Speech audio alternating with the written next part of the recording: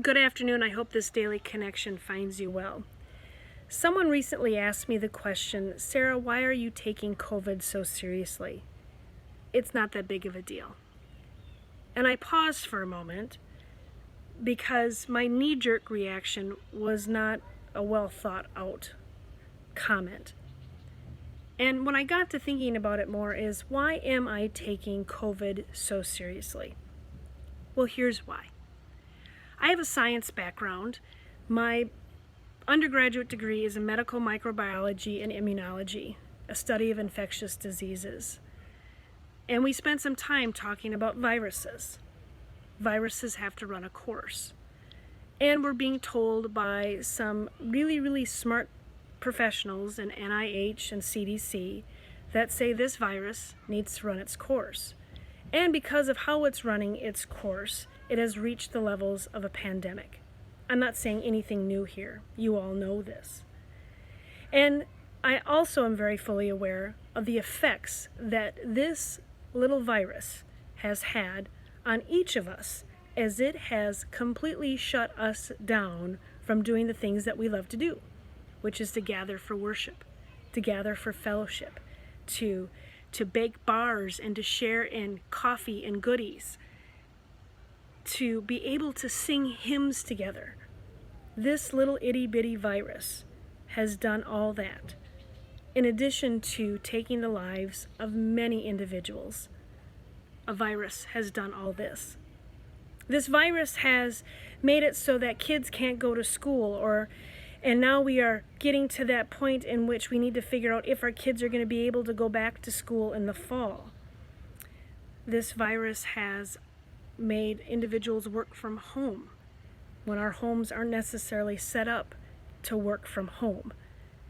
This itty-bitty virus has made us pause to think about how we do things, how we treat each other, how we take care of our bodies in a way that maybe we haven't done for quite some time. So that's why I'm taking this so seriously, that this virus has affected all of us and has affected the lives of all of us. How many of you know somebody who has COVID? I can think of 3 people off the top of my head who have had it. How many of us are just waiting to know someone so that it becomes real? Because it's coming. It's how a virus works. It takes its time and goes from one person to the next, infecting us.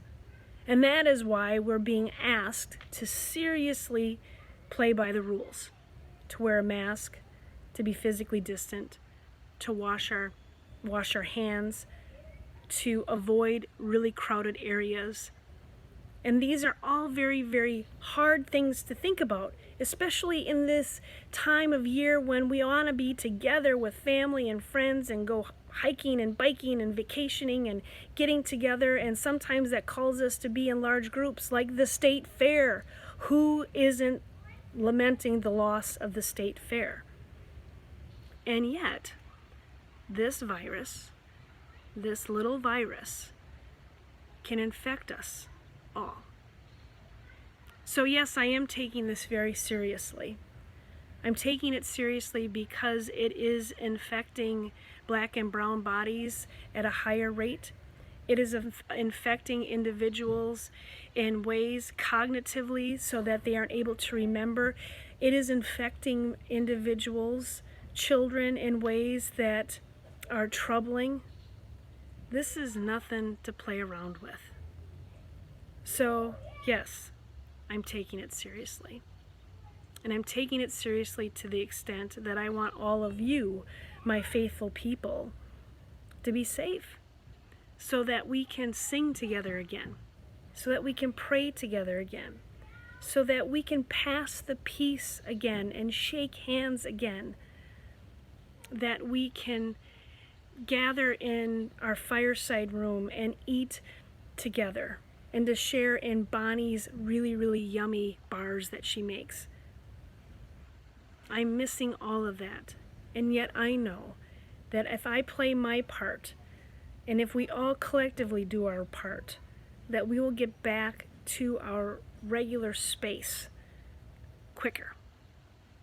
So, for what it's worth, those are my 2 cents for this day. Thursday's a day in which I do a church update. And with that, our church stands, the building's still standing, the lights are going on as they should, and they go off as they should. Someone's walking through to make sure the water's turned off. The Learning Center staff comes in and takes care of the kids on a regular basis. That stuff is going on. It's just that we're not able to be there. And so, my friends, hang in there. We are so much better together than apart. And I don't want us to be apart any longer because of a little bug that won't go away. So, on this Thursday, I hope you are able to enjoy some of the little cooler temps as it's overcast and not quite as hot and icky as it has been. I hope that you're able to find moments of joy, because that will see us through. I hope that you're able to find moments of hope. Hope in tomorrow, hope in a God that will never leave us, hope in a love that'll never let us go. My friends, on this day, may God's light and love be with you, and I'll see you tomorrow.